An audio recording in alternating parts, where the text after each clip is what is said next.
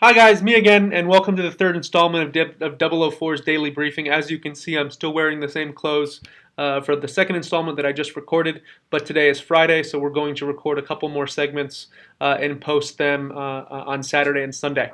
Now, this recording, actually, I probably should have recorded this to begin with. And what I want to quickly do is just share my take on mobile and share my take on mobile commerce, where it is today and where I think it's going. So first and foremost, I mean, I think that mobile is synonymous with disruption, right? So what is the best and the greatest today could really be made obsolete in 6 months due to the frenetic pace of innovation, right? And the seemingly endless game of not just leapfrogging the competition, but really jumping the shark, right? Identifying entirely new market opportunities, identifying that blue ocean, if you will. Now, mobile commerce, on the other hand, really is reactive, right? With the majority of brands, retailers, the majority of players in this space really all striving to do the same thing, and that's actually to keep their heads above water, right? Not to get left behind. It's the ultimate game of doing just enough to get by. Now, I personally, where I, came to my epiphany of sorts or come to Jesus moment, right? It's or this not so rosy conclusion was made on the back of reading countless articles and white papers, but also more importantly, it was made after attending the 2014 Internet Retailer Conference and Expo in Chicago in June, where the best and the brightest consistently looked at mobile from a web-first, transaction-only mentality.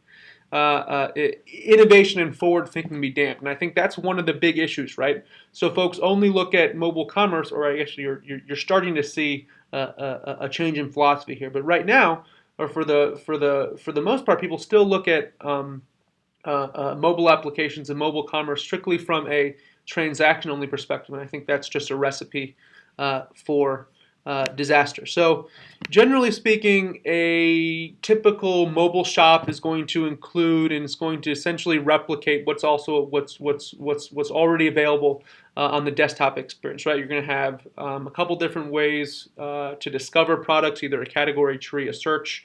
You probably have a filter of some kind. Once you actually get into a product list, you're going to see some sort of product display, generally in a grid, or maybe a swipeable left to right feature.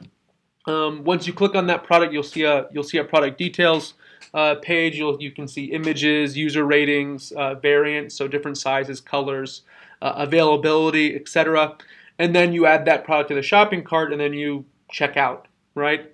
Additional pieces you might see, depending on the retailer, you might see social integration, right? So sharing a product to Facebook and Twitter.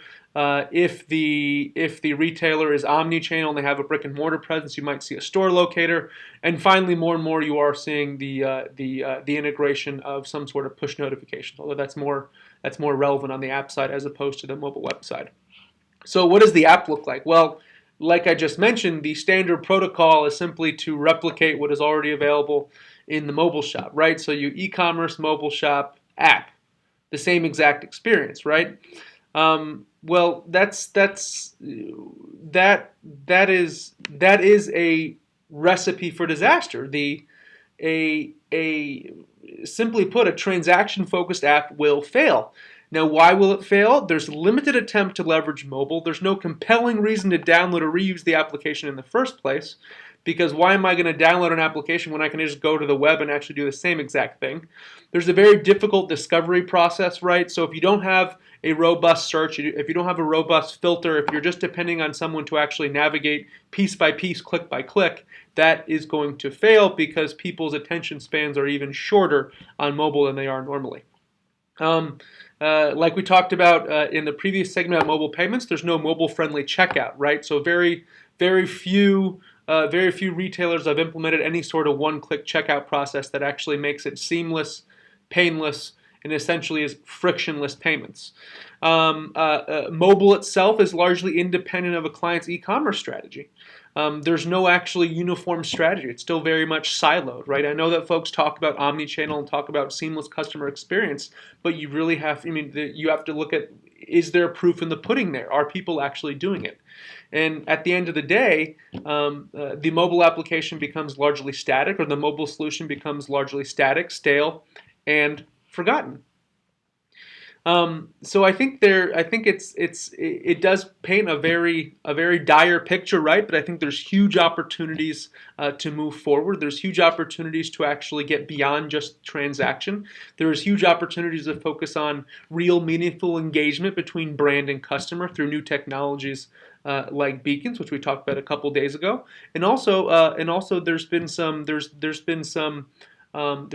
movement, if you will, in terms of social commerce, right? So what does that even mean, right? To me, that social commerce actually means it's not necessarily facilitating an order and processing an order within a social media asset you don't own or control, so Facebook or Twitter. It's actually generating a community, right? Building a community as a brand and actually leveraging that community to actually influence sales, influence conversion. And I think there's huge opportunities there, especially on mobile, because this guy right here is akin to a multimedia Swiss Army knife. And there's so many different things that we can do. And I think we've really only hit the tip of the iceberg with what is possible. So that's my quick take on mobile. I know I kind of rambled there. I hope you enjoyed it, and I hope you enjoy your weekend. Bye-bye.